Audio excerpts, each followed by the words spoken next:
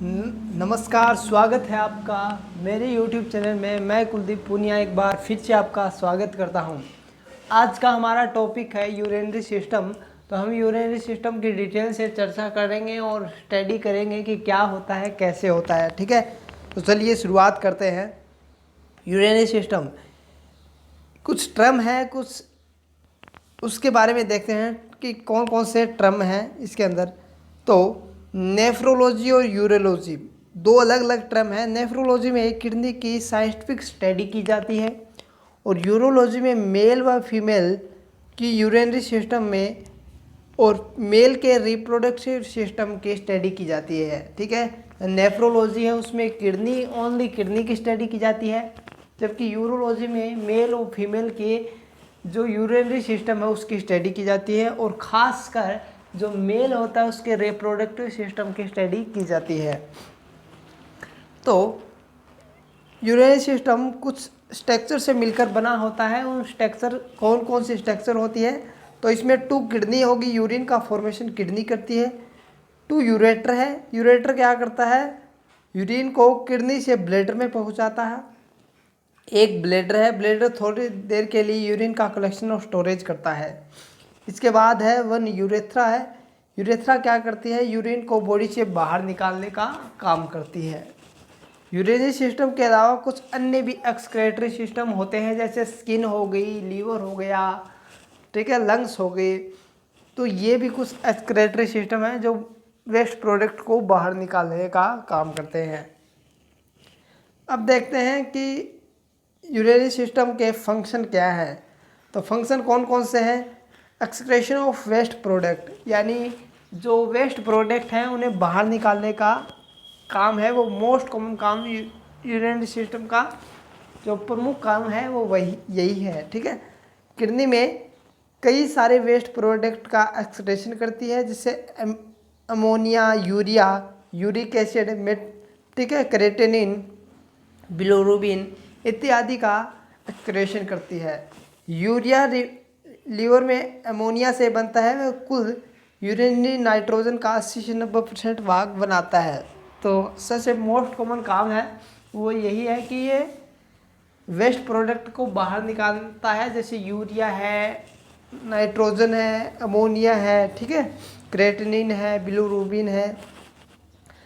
अब ये कुछ हार्मोन का भी सिंथेसिस करता है, प्रोडक्शन करता है। जैसे किडनी में 3 हार्मोन का प्रोडक्शन करता है, जैसे इरिथ्रोपोइटिन है, रेनिन है और 1.25 डिहाइड्रो एक्सक्लोरो फिरेकोल का निर्माण भी करता है। रेगुलेशन ऑफ ब्लड बीपी, ये ब्लड बीपी का भी रेगुलेशन करता है। कैसे करता है कि किडनी H+ आयन को यूरिन में एक्सक्रेशन कर देता है और SCO3- आयन को फिर से बॉडी में रिटेंशन कर लेता है। तो इसलिए बीपी का मेंटेन होता रहता है, रेगुलेशन होता रहता है। अब ये इलेक्ट्रोलाइट बैलेंस को भी बनाए रखता है। कैसे बनाए रखता है कि किडनी N+ K+ Cl व SpO3 Ca+ इत्यादि इलेक्ट्रोलाइट के हीमोस्टेसिस संतुलन को मेंटेन करता है। किडनी ब्लड की ओस्मोलरिटी को लगभग 290 मिलियन पर लीटर के आसपास मेंटेन करके रखता है। ठीक है, तो ये क्या करता है कि ये इलेक्ट्रोलाइट बैलेंस को बनाए रखता है और जो ब्लड की ओस्मोलरिटी है उसे मेंटेन करके रखता है 290 मिलियन पर लीटर के आसपास। Regulation of blood volume and BP, तो रेनिन को सिक्रेट करके यूरिन में वाटर और सोडियम के कन्वर्शन या एलिमिनेशन करके ये बीपी और ब्लड को रेगुलेशन करता है। अब स्टडी करते हैं हम किडनी की कि किडनी क्या होती है, कितना मेजरमेंट होता है, कितना वेट होता है, क्या शेप होती है, तो सब के बारे में। तो चलिए स्टार्ट करते हैं कि किडनी क्या है।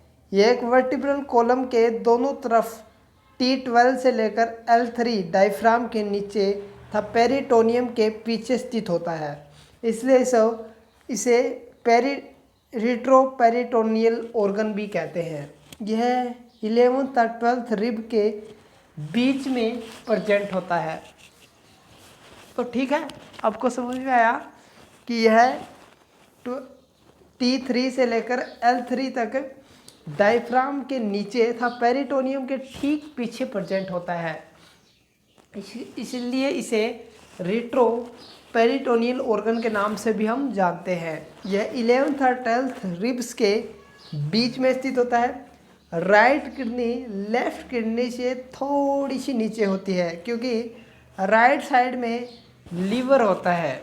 आपसे कई बार 1 नंबर का यहाँ पर क्वेश्चन पूछ भी लिया जाता है, ट्रू फॉल्स वाला, कि राइट किडनी लेफ्ट किडनी से ऊपर होती है नीचे होती है। तो ठीक है, तो राइट किडनी लेफ्ट किडनी से थोड़ी सी नीचे होती है, क्योंकि राइट साइड में लीवर होता है। अब इसका कुछ मेजरमेंट देख लेते हैं कि क्या है। शेप है इसकी बीन शेप होती है। आपने किडनी ट्रे देखी होगी, वो किडनी ट्रे किडनी की आकार की होती है, इसलिए उसे किडनी कहते हैं। जैसे ये ऐसी शेप की होती है किडनी, ठीक है, तो इसलिए इसे उसे किडनी ट्रे इसलिए कहते हैं, ठीक है। तो अब देखिएगा मेजरमेंट। शेप मैंने आपको बता दी कि पी शेप होती है। वेट 135 से 150 ग्राम होता है। मेजरमेंट की बात करूं तो 12 गुणा 6 गुणा 3, यानी 12 लंबाई चौड़ाई 6 और मोटाई 3 सेमी होती है। कलर होता है वो रेडिश कलर का होता है, ठीक है,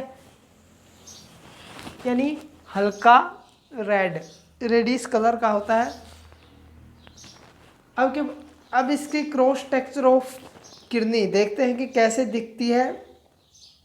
किडनी की लॉन्गिट्यूडियल सेक्शन काटकर नंगी आंखों से नेक आई से देखने पर टिश्यू के क्षेत्र में स्पष्ट दिखाई देते हैं, ठीक है, जैसे फाइबर्स कैप्सूल या रीनल कैप्सूल।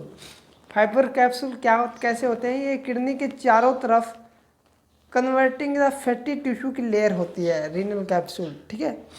यानी इस तरह मान लो ये आपकी किडनी है और इसके ठीक ऐसे ऐसे घेरे रहता है रीनल कैप्सूल। ये फैटी टिश्यू की एक लेयर होती है, ठीक है। यह किडनी को ट्रोमा से बचाती है, शेप को मेंटेन करती है और सराउंडिंग टिश्यू से जोड़ने का काम करती है। अब renal cortex. Renal cortex means outer layer of any organ.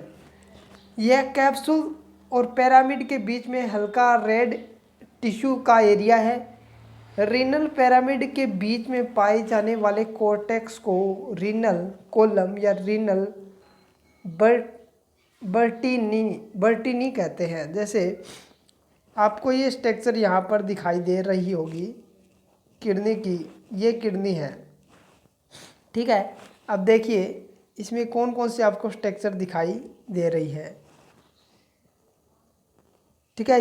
ये है अपना फाइबर्स कैप्सूल जो सबसे आउटर है, renal cortex, renal medulla, renal papilla, fat renal sinus, renal sinus और रीनल लोब्स, ठीक है।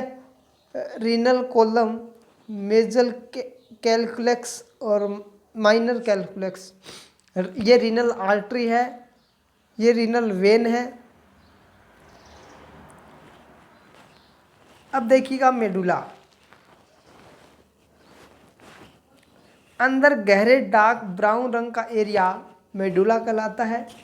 मेडुला लगभग 8 से 18 कोन शेप रीनल पिरामिड का बना होता है। रीनल पिरामिड के अपेक्स यानी नैरो जो एरिया होता है तथा रीनल पेलिक्स की ओर को रीनल पेपिला कहते हैं। मेडुला में लूप ऑफ फेनल व कलेक्शन डक्ट पाई जाती है, यही जो यूरिन का कलेक्शन है वो करती है, ठीक है। एक चौड़े फेनल के आकार का भाग जो संपूर्ण किडनी में बने हुए यूरिन को ग्रहण करता है रीनल पेल्विस कहलाता है। यानी जो एंड में होता है एक क्या होता है, एक फेनल के आकार यानी कीप के आकार की एक स्ट्रक्चर होती है जो संपूर्ण किडनी में जितना भी यूरिन बनता है उसे कलेक्ट करेगा और बाहर निकालेगा। ठीक है। रीनल पेल्विस 3 से 5 ml यूरिन को होल्ड कर सकता है। रीनल पेल्विस की वॉल स्मूथ मसल से बनी होती है, ट्रांसथीसल एपिथेलियम से लिंक्ड होती है।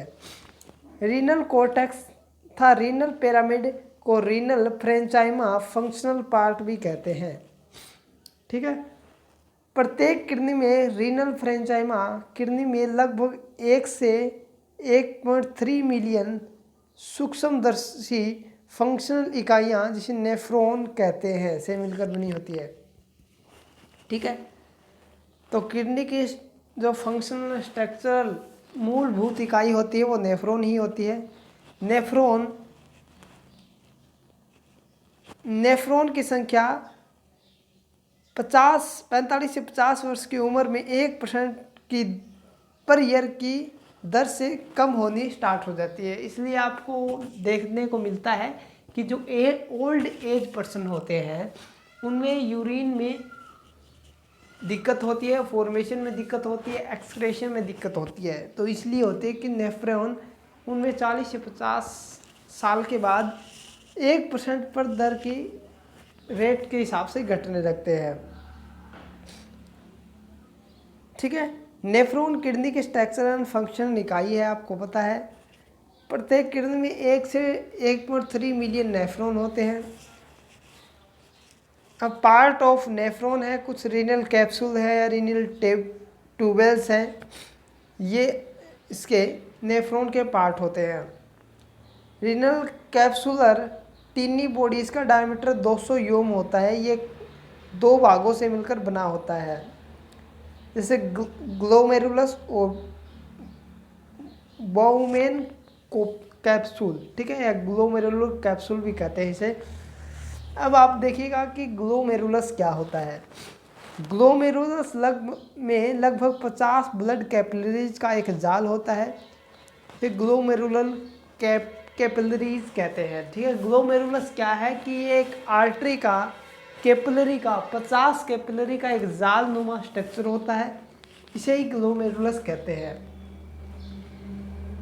कैपिलरी इफेक्ट में बार बार विभाजित होने से बनती है। कैपिलरी में पोर होते हैं जिसका डायमीटर 0.1 यूम होता है, वाली एंडोथीलियल सेल की एक सिंगल लेयर से बना होता है, जिसे पोर को स्लिट पोर या फिल्ट्रेशन पोर भी कहते हैं।